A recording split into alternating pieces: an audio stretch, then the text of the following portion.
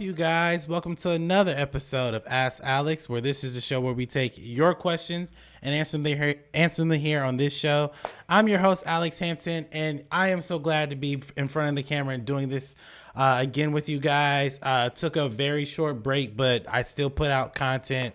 But I'm really glad to do this show again, and I couldn't have done this show without my panelists here. Ian and Jeremy are here. So, Ian, how are you doing today? I'm lovely, darling. How are you? I'm doing. Yeah, that's very odd. And Jeremy, how are you doing today? I'm with you, man. I'm glad to be back. It just felt like a long hiatus, so I'm stoked to be talking some movies with you guys again. Yeah. This year's definitely dragging. Yeah, man. A lot of crazy things has happened this year. A lot of just a lot of crazy people and movies and just a lot of fun stuff we're going to jump into in this episode of Ask Alex. But if this is your very first time ever watching this episode of Ask Alex, just go ahead and hit that subscribe button, then hit that bell right next to it. That way you get all the notifications every time I'm releasing a video here on my YouTube channel. And if you want your question or topic on this show, all you have to do is send me an email at theaskalexshow@gmail.com. That's the Ask Alex Show at gmail.com. Like I said before, we were kind of on hiatus for about 2 weeks. The last episode we did was the remembering Chadwick Boseman. And since then, I literally have just been not necessarily chilling, but restructuring my life. So Ask Alex will be on Tuesdays instead of Mondays. And another announcement that I have before we get into the show, the debate series that we did on Movies Are Terrible will be coming to Momentum Media. Yeah. So it's going to be the same style. It's just going to be on my channel. And we're still going to do, wacky debates, whether it's movies versus movies, TV show versus TV show, and even character versus character. So I can't wait to dive. To get the rights? It was about $1 million, but Momentum Meeting, we got it. But that's gonna be on the show. I haven't picked a day when it's gonna be on, but I will definitely work out those logistics as soon as possible. So thank you guys for staying tuned for what we're doing here. Now let's go ahead and jump into the first question of the day, and the first question comes from a Penny Blankenship, and she writes, "Hey guys, so the WandaVision trailer came out and it looks amazing. What did you guys think about the trailer, and does this make you excited for new Disney Plus content coming in the future?" Well, thank you for your question, Penny. So what she's referring to, literally, I believe last night or this morning, the WandaVision trailer came out. And I saw it really late. Like I saw it like earlier today. And when I saw it, I'm not going to lie to you guys, I was excited because I already knew that they were doing the House of M story, and I already knew that Scarlet Witch is creating her own reality in a sense. So nothing I really saw was surprising, but it was enthusiastic to see. I will say though, I was kind of underwhelmed because I was more excited for a Falcon and Winter Soldier trailer than I was a WandaVision trailer, knowing the fact that this particular series is assumingly, it's not really confirmed yet, but it's going to connect with Doctor Strange's Multiverse of Madness to a degree, since Scarlet Witch is in that movie. I just want to see where they're going to take it. Also, I definitely want to see how Vision is alive, because he didn't come back in Avengers Endgame. So I don't know if this is like a figment of her imagination. I don't know if she actually brought him back. I am curious to see it. And I will say I liked the trailer, but I was a little bit underwhelmed because I knew that was the direction that they were going based off the stuff we saw from Comic-Con and stuff. Now, to answer the second part of that question, am I excited for any future Disney Plus stuff?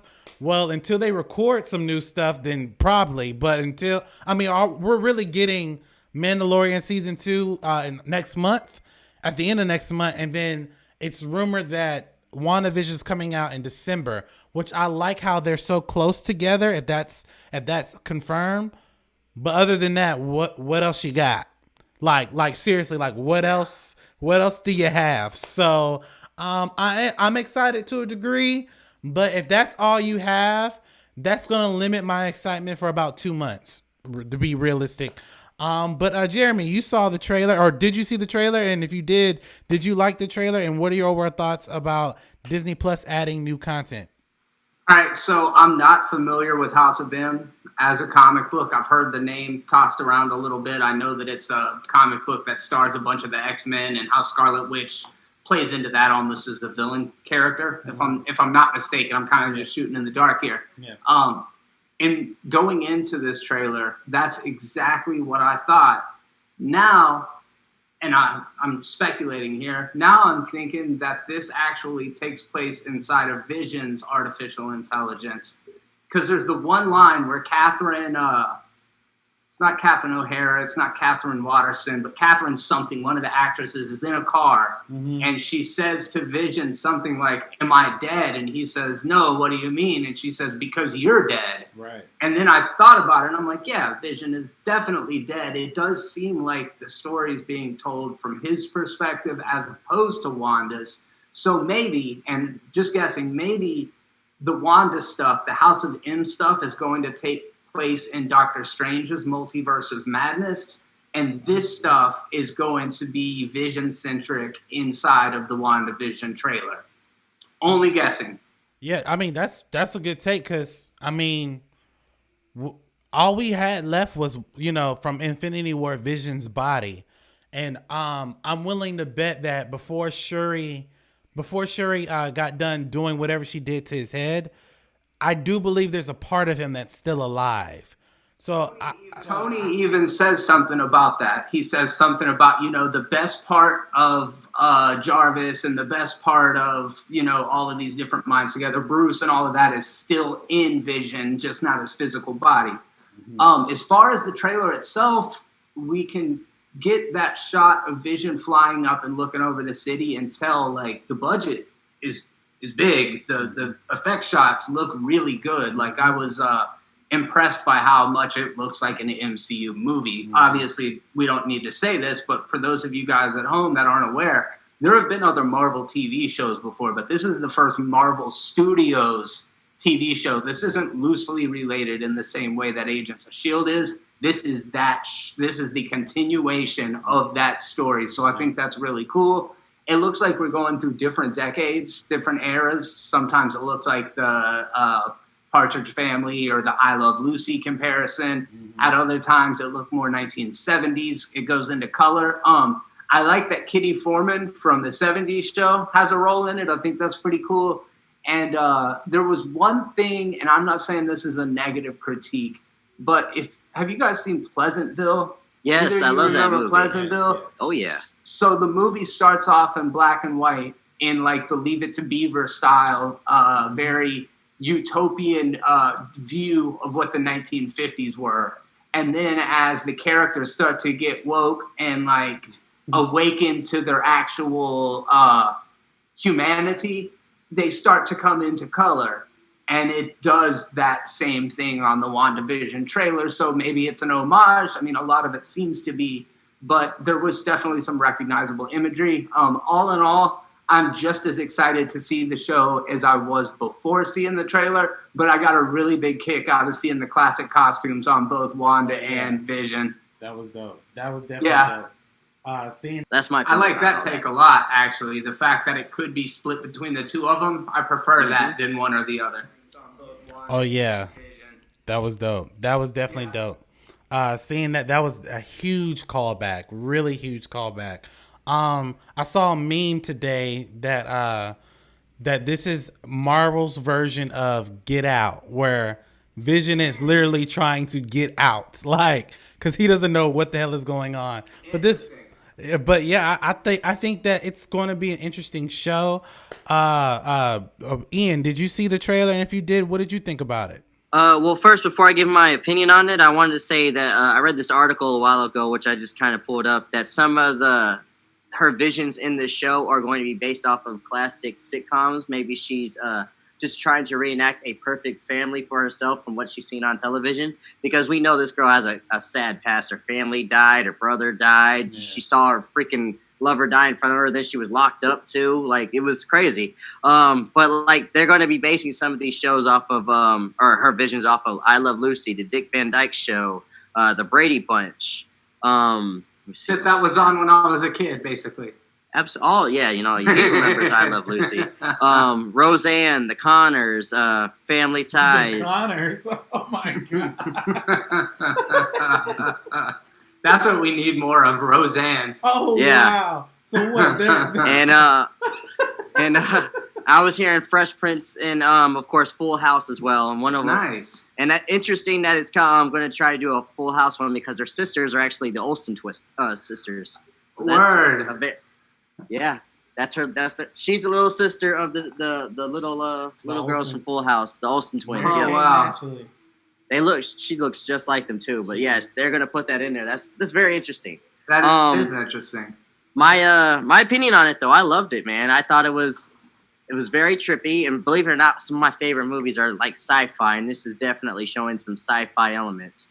I saw that they were going through different visions of shows, and then we saw Monica Rambeau. No, not Monica. Was it Monica Rambeau? Yeah, Monica Rambeau was getting thrown out of the vision into reality, so you can see that it's causing a problem in our society. Monica Rambeau, by the way, is that little girl in the Captain Marvel movie. Mm-hmm.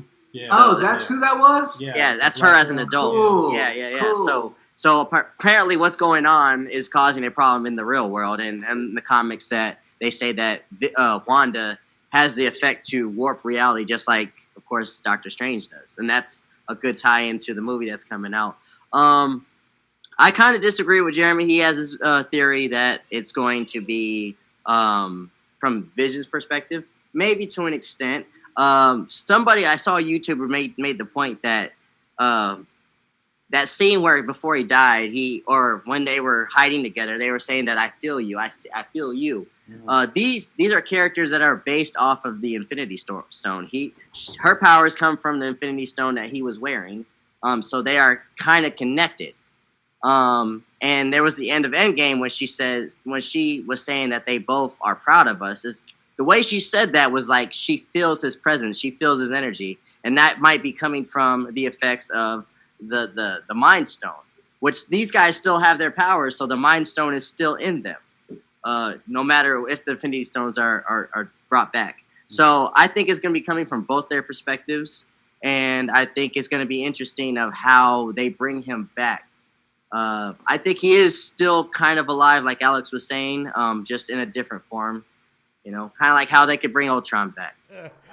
Yeah, but I mean, what do you guys think? Do you guys think that this trailer is amazing? Do you think where they're going to take this to the House of M world? Do you think that this is happening in Vision and Wanda's head? Just jump into the comment section below and let me know your thoughts. And let's go ahead and jump. Oh, go ahead. I'm gonna say one more thing. I feel like the Doctor Strange movie, which is going to have Wanda in it, I feel like she's going to be the secret villain because she's going to be out of control, and Doctor Strange might have to try to control her or bring her down. Oh yeah, that's a good point. I see that as a big possibility given her comic lineage. So I don't, what do you guys think? You think she'll be a villain in the Multiverse of Madness? Just jump into the comment section below and let us know your thoughts. And let's go ahead and jump into the next question. And the next question comes from a Cameron Rodriguez, and he writes, or she writes, or I'm sorry if I got that wrong. Yeah, hey guys. So Tenet is not performing well in the theaters. Do you think it's wise to release any more blockbusters movies for the rest of this year? So thank you for your question, Cameron. So I'm gonna be honest with y'all, and we've said this on the show. I don't think we should be going to the movies, at least in a theater, right now. We are still very much in a pandemic. I mean, it was reported like, I think 2 weeks ago, about 2 weeks ago, Robert Pattinson, got COVID from filming. There are other people who've been on projects and they were filming stuff and they got COVID. I'm not saying that we should not return back to life. I do think we should have some sense of normalcy. But at this point in our life, I think going back to the theaters is more so a luxury than it is a necessity. And that's not me trying to force my beliefs or political beliefs on anyone. But I mean, I'm gonna be honest with you guys. If it's not safe, I personally just won't go. And I think Warner Brothers and Christopher Nolan have to hold this L. If they thought that they were going to make at least half the money that they spent on this, which essentially they're quite there, it just didn't make sense to me. I read somewhere this could be wrong, but I read somewhere that Mulan on their opening weekend on Disney Plus made over $250 million. And that was a direct to consumer.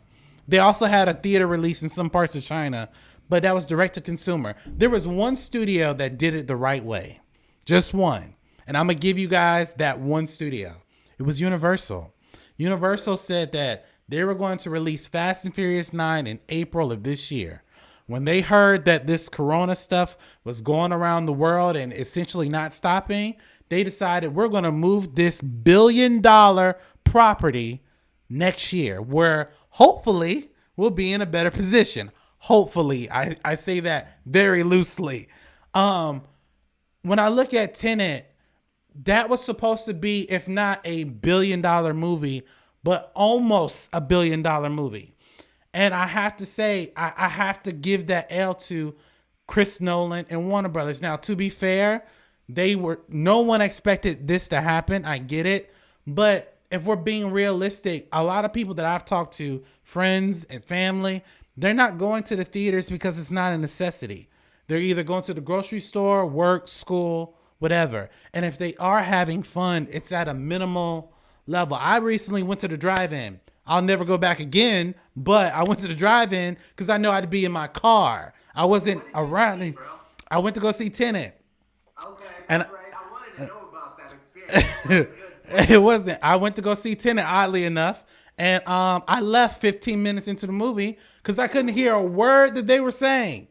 And most drive-in, from what I know about drive-ins, even though I've never been to one, most of them have you turn on a radio station so you can hear it in the speakers of your car. This one told you, hey, just drive close to the speakers. It's like, really? Are you serious right now? So yeah, I only saw 15 minutes and I couldn't tell you what happened. All I heard was gunshots and people reversing in time. That's it. I couldn't tell you what happened. But anyway, that's my soapbox. But anyway, to answer your question, no, I do not think that any movie should be coming out for the rest of this year. I think what theaters should do, and this is just my observation, people are still paying to go see Avengers Infinity War in certain theaters. Put out some old blockbusters. Personally, if you put out Black Widow, it's going to fail. Put out Wonder Woman, it's going to fail. You put out any other movie that's comic book related or not, it's going to fail because nobody's going to the theaters like they were pre-COVID. Ian, what do you think about how Tenet's performance is? And do you think it's wise to go to the theaters during this time? And do you think we should get any more blockbusters for the rest of this year? I'm not surprised at all by these numbers. Honestly, I feel like people are still skeptical, and a lot of the hype around movies is not as it is right now because of that. It was sad. I looked forward to it, and now it's gotten mixed reviews, and a lot of people aren't going. And I love the theater experience. I love the vibe of everybody in the theater giving me. We all having the same reaction and sad or happy and all that stuff. But I might say something controversial that a lot of people don't agree with. I think if Black Widow came out tomorrow, it would do fine. It wouldn't break any records. It wouldn't be like the biggest. It wouldn't be Infinity War or Spider-Man that just recently came out. It would definitely do okay. I think they will make the money back that they lost from Mulan for sure.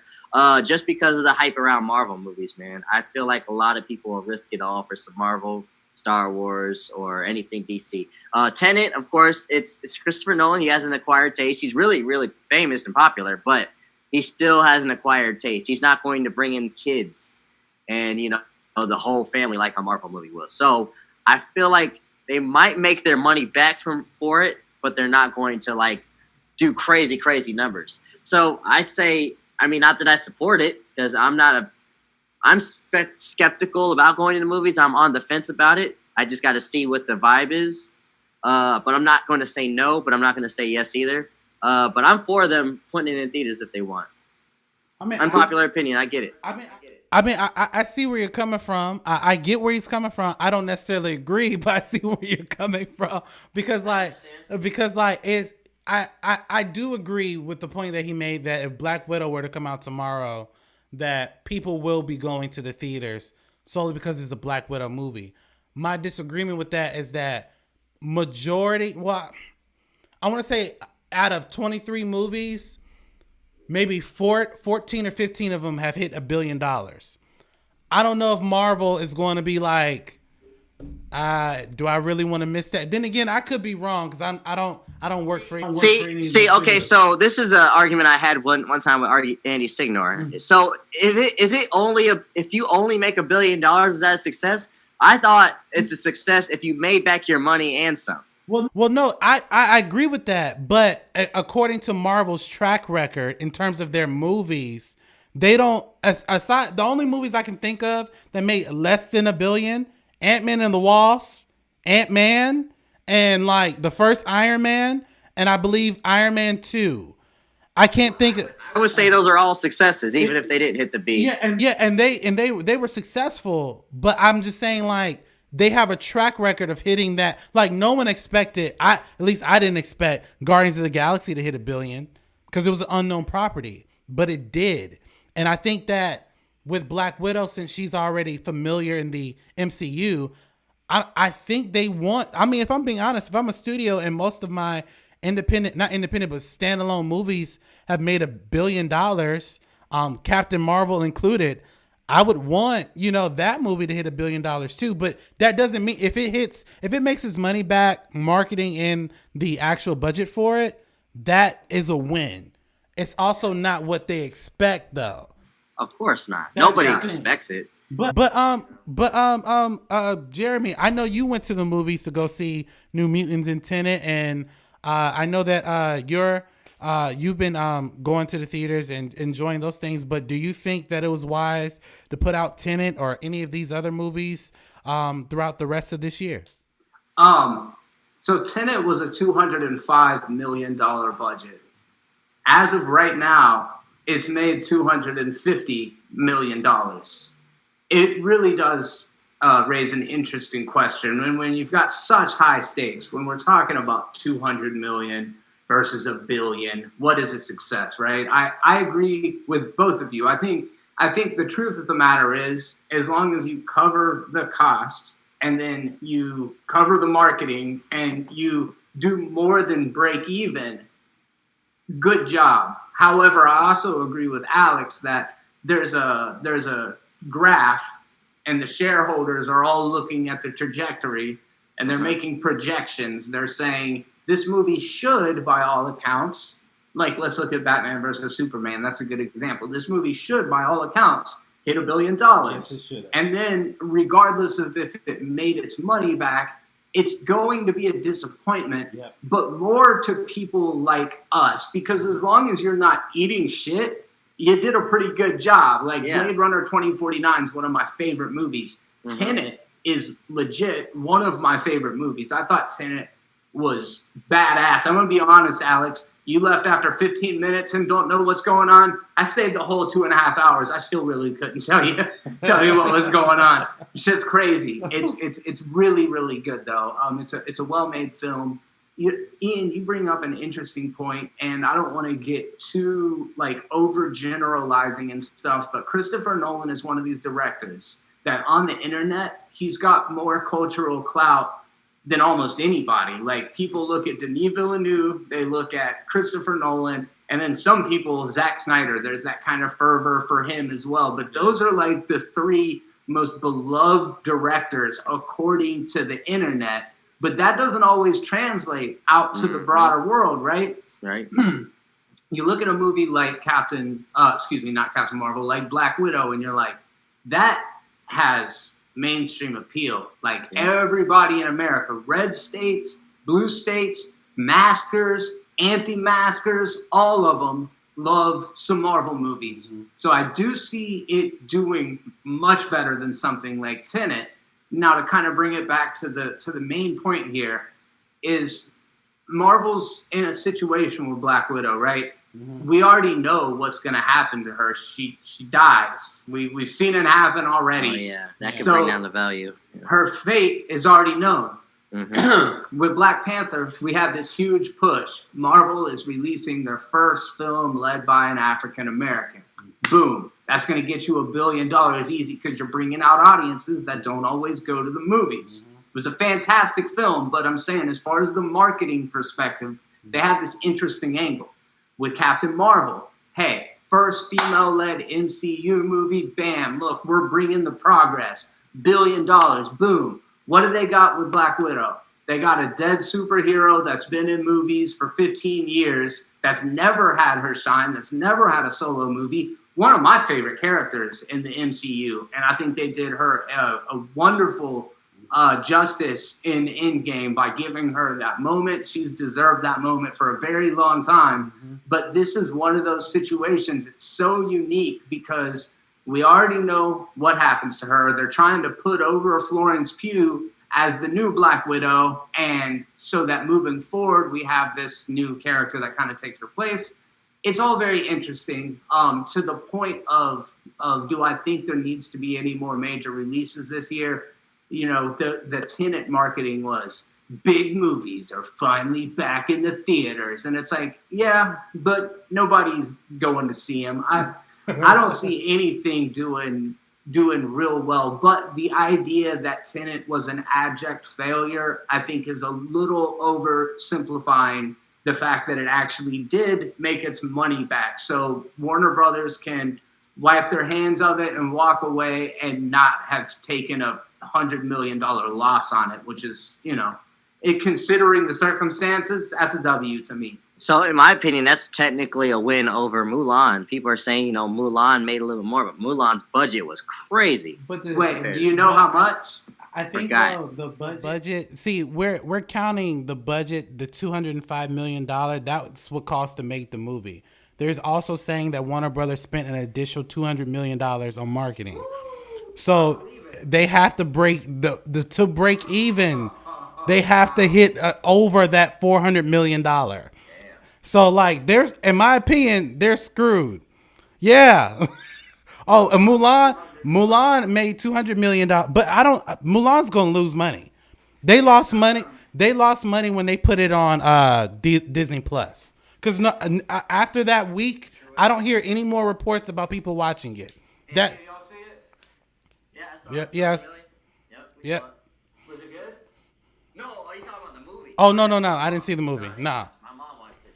She said it was in. Yeah, I didn't. I'm not going to drop 30 for that. But, you know, what do you guys think? You guys think that people should not go to the movies? Do you think that they should not release any more blockbusters in the middle of this year? Just jump into the comment section below and let us know your thoughts. All right, you guys, we're going to jump back into our last question of the day. And our last question comes from a Calvin Harris, a returning person on Ask Alex. Nice to have you back sending us questions. And he writes, hey, Alex, so I don't know what to make of this Ray Fisher versus Joss Whedon situation. I feel like this situation is complicated, just like Kanye West's rants.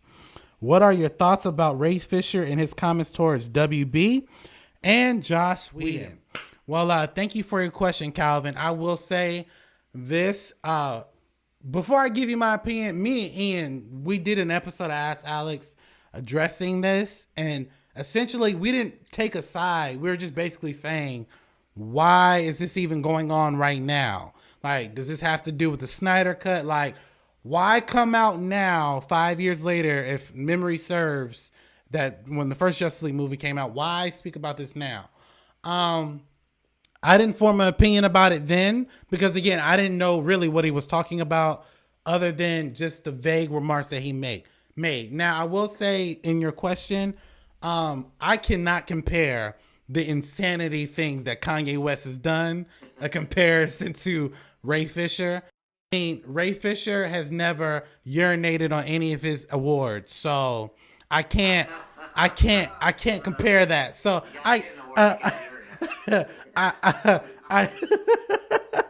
I mean, I get what you're saying because the situation is odd, but comparing Kanye to Ray is like literally apples to oranges. And I don't want to seem like I'm shitting on Kanye.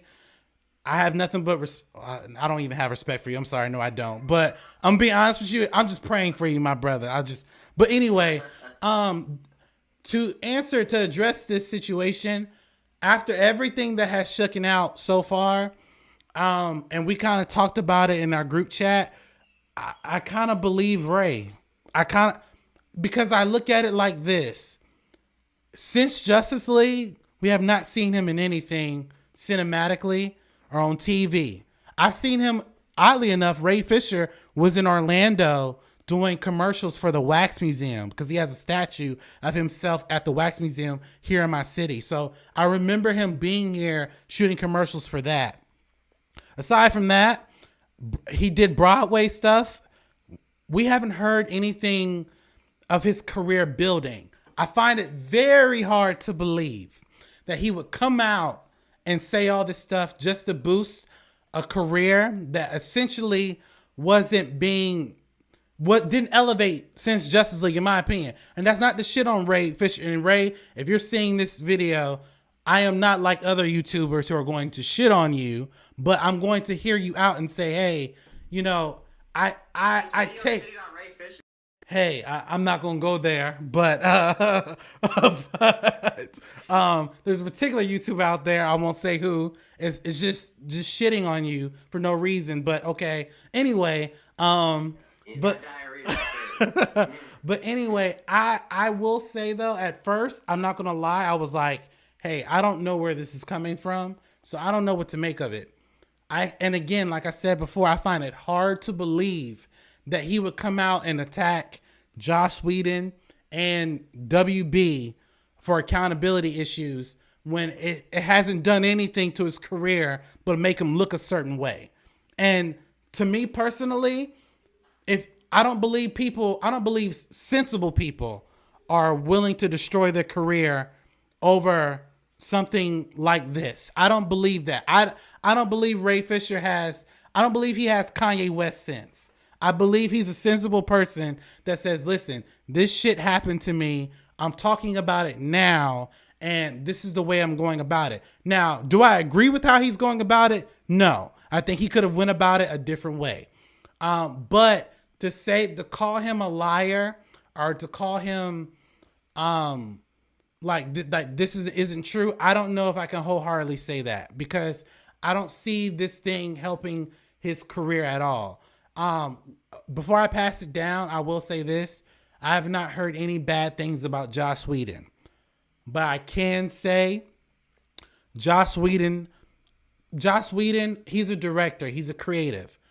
Most directors and creators, speaking for myself as well, we're assholes. So I'm not going to act like that he was a perfect person on set. I don't know that for a fact, but I would say that not everybody has had an amicable working relationship with Joss Whedon. I don't know that for a fact, but I will say this. I don't believe Ray Fisher's the only person that's had problems with Ray Fisher with Joss Whedon. So, but I'm gonna pass this to Jeremy because Jeremy did an interesting segment about this particular topic with a good friend of ours, Kevin. Shout out to Kevin, Kevin Garleton. Has your thoughts changed about this situation, or are they essentially the same? Mine did from watching that video, by the way. I got a different, and I was going to reference that. But go ahead. No, excellent. I'd actually really like to hear your take on it because I kind of feel the same way. Kevin changed my perspective on it. I will still say, in all situations, there's three versions of the truth, right? Yep. There's what he said, there's what she said, and then there's what actually happened. Right. I'm not saying it's what he said, and then what actually happened. But that's the nature of drama. Mm-hmm. Each person has their own side, their own perspective. They're both probably valid in some ways. First of all, to the Kanye thing, Kanye West is a fucking genius, dude. I'm sorry. I know you got to freak that out. Kanye West is one of the most brilliant songwriters and musicians of our generation. I agree with Agreed. that point, but everything else I do not agree with. Go ahead, Jeremy. and I agree with you there. It's one of those things where, like you said it, a lot of times people can be jerks on sets. Kanye, a lot of his talent came from a lot of his crazy. Is it fair to say the same thing about Joss Whedon? Yeah, sure, why not? Is it fair to say the same thing about Ray Fisher? Well, he's not quite been as prolific as Kanye West or Joss Whedon at this point. That said, I do not believe he's lying. I don't think the man's lying at all. And as a matter of fact, Jason Momoa came out and, quote, from his Instagram, this shit needs to stop. Has to stop and needs to be looked at. Ray Fisher and everyone else who experienced what happened under the watch of at Warner Brothers Pictures needs proper investigation. He goes on to say, I just think it's effed up that people released a fake Frosty announcement without my permission to try to distract from Ray Fisher speaking up about the shitty way we were treated on the set of the Justice League reshoots. Serious stuff went down. So at first I was kind of clowning. Me and Kevin were kind of joking like, oh, wow, look at Jason Momoa standing up for his buddy and saying, hashtag I stand with Ray Fisher or whatever. It was very broad and ambiguous. That I just now read, that's a statement. And that's him going to bat for Ray Fisher.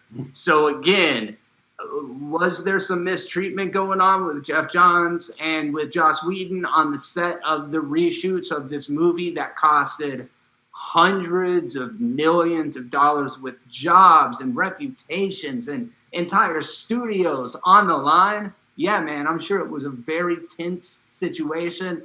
I don't fault any of them for it. I do agree with what Kevin said, and maybe I don't want to step on your toes with this point, but the biggest thing that Kevin said that resonated with me is you could literally be using this time to further your career instead of further isolating yourself from the industry and from the studio that put you over in the first place. So that's my take on it. I agree with that. I agree. I like I said, I disagree of how he's handling it, but I agree with that point. I would rather be focusing on my career versus me doing what he's doing right now. But Ian, what are your new thoughts about this current situation between these two guys? All right, first things first, nowhere near like Kanye West. Let's stop that shit. I'm not going to entertain all of that because we could go down a rabbit hole of the Kanye West stuff. But Ray Fisher like Kanye, get out of here. Mm-hmm. I do want to bring up a controversial topic, though. Let's talk about a guy named Juicy Smoulier. He was saying that he got attacked by some manga people that watched, for some reason, they watched Empire, and they met him at 3 o'clock in the morning to get Subway. You know, it was better not get canceled.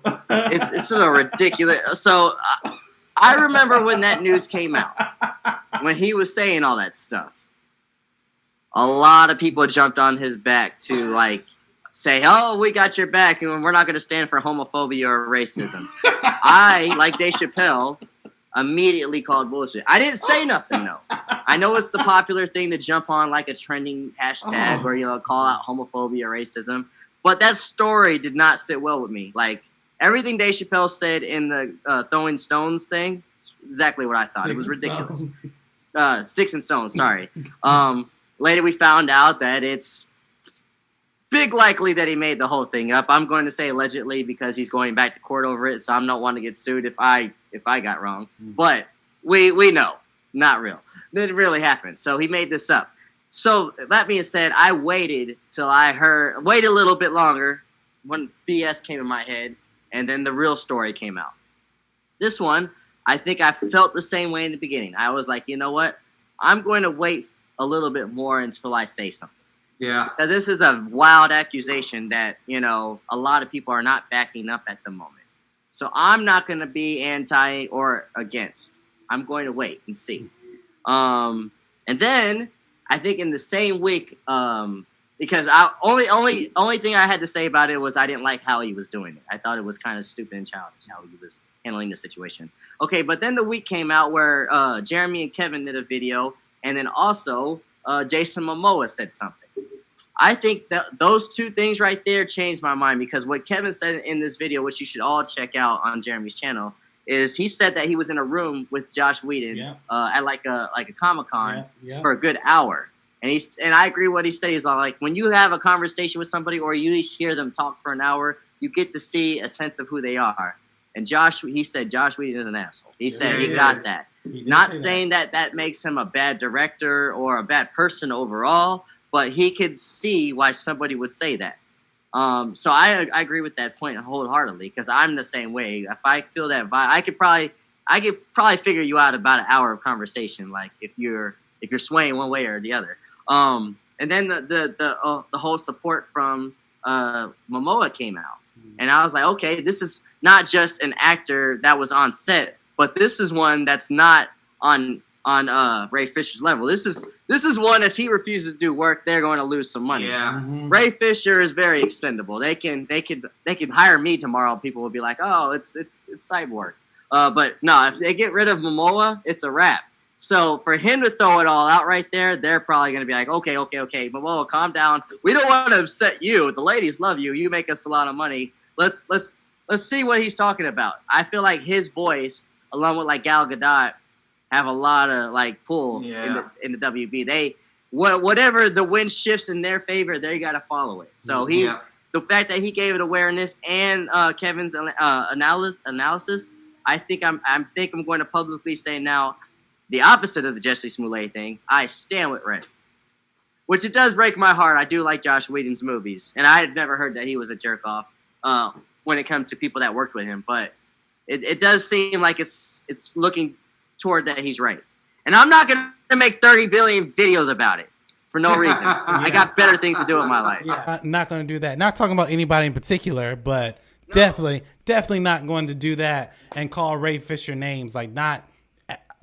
I'm not going to do that. But yeah, and make merchandise. I think that's just the dumbest shit I've ever seen. And the YouTubers who do that, y'all can miss me with that bullshit. But anyway, like I agree with Ian. Like when all this stuff started to come out, and really what Kevin said really put it in perspective, I was like, yeah, I can see where this is coming from. And to show how much they didn't really respect Ray Fisher, when they cast him and then the movie came out and did what it did, you realize that Doom Patrol came out maybe 2 years later and they got another Cyborg. That didn't make any sense to me. But they did the same thing with Ezra and we had Grant before Ezra though. Okay, I see what you mean. We they didn't cast Grant just to piss off Ezra, and Grant came I see what first. you mean. Can I ask you guys a question real quick? Mm-hmm. This is because I can't really come down on one side or the other. Mm-hmm. Let's say you were Shelley Duvall and you worked under Stanley Kubrick. Mm-hmm. And if Stanley Kubrick directed you the way that he would and psychologically tormented you and probably gave you mental illness and depression and all the other things that come along with PTSD that she may have potentially got from being on the set of The Shining, mm-hmm. and get to be a part of the legacy of one of the greatest pieces of art that ever existed, mm-hmm. versus working for a director who treated you like a queen and was the nicest person in the world, and you ended up with Paul Feig's Ghostbusters 2017. Would you lay it all on the line for the art and make that sacrifice and bleed to be a part of one of the most greatest things of all time? Or would you rather be treated good and be a part of a piece of shit? I think it's case by case. For me as a director / actor, when you're on, like, okay, in order for you to be a part of that role, sometimes you have to be mentally broken down to fit the role. But the moment you start, like, if a director is dropping N-bombs just because, okay, now we're fighting. I'm going to whoop your ass. And if you're being disrespectful, we're fighting. But if you're trying to mentally break me down to prepare for the role, like if I'm playing, I don't know, like a dim-witted, nonsensical person, and you have to break me down to fit that narrative, okay, I get that. but there's a line. There's always a line. And if you cross that line, for some people, they're not going to receive it well. That's me. Ian, What do you think about that? Yeah. Yeah, so I know exactly what you're talking about. I've seen a lot of videos where it showed that how she is now from that scene where she's swinging the axe. It really sucks. I'll say this, man. I love that scene, but I could live without it if it comes to her mental health. Honestly, good art will always be here. Like especially with brilliant minds like him or anybody else like that. If we never got The Shining and she's still like a very happy woman that had a great family, look how selfish we are. Oh, we got one of the best movies of all time. It reminds me of my story of the worst father of all time. But then she went down a very sad, dark path, and she to the point like it really made her crazy. Oh, but we got our great movie. You know, we got a lot of great movies that we watch and then put it back. She has to live her life for the rest of it, you know, with that trauma. So I'll be the guy that loves movies that says, hey, we could live without The Shining if it came to her living a good life, man. Because at the end of the day, I'm a human being. And I think that method acting stuff should be very consensual. Like you see what things like Kristen Bell does. You see things like a lot of method actors do. Like they turn into that role like Heath Ledger did. But that was all consensual. They wanted to do that. They did that to themselves, or they may be asked about it. This is him just torturing a woman. So it's so different. Like, you know, she didn't ask for all that. So that's my answer. Like, if they want to consensually put themselves in there, because that's an actor's job to transform. That's what they need to be doing. It shouldn't turn into a boot camp where we have to physically change you. Yeah. That's my take on it. I think you guys bring up really good points, and obviously Justice League ain't The Shining. You know what I mean? Like, he went through all that stuff, and he got to be a part of a movie that's not going to be remembered favorably. I just wonder if it would have come out and had the reputation of The Dark Knight, would he still feel the same way? Who knows? But that's the kind of stuff I think about. I mean, that's a great question. What do you guys think? Do you think that, to Jeremy's point, if this were a blockbuster movie where it went well for him, do you think he would have felt the same way? Just jump into the comment section below.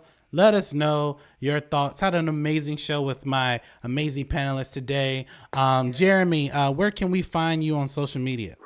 Check out Movies Are Terrible on YouTube and Jeremy Be Terrible on Twitter. Awesome. And Ian, where can we find you on social media? Well, I have to top that. Here's my Ace Ventura impression. Check me out at the Controversy. YouTube. YouTube.com/The Controversy. I'm putting a blurred sign on that, like that whole thing. But okay, so yes, please check Ian out on The Controversy and check out his latest video about a dark humor story time that I thought was kind of funny, but I think it's really good, very well thought out, and it's very original. You can't find that story anywhere. So, but you know where to find us, guys, here at Momentum Media, youtube.com/Momentum Media. Please like, comment, subscribe to my YouTube channel where you get all the updates every time I'm releasing a video here on my YouTube channel. And as always, you guys, you have a blessed day.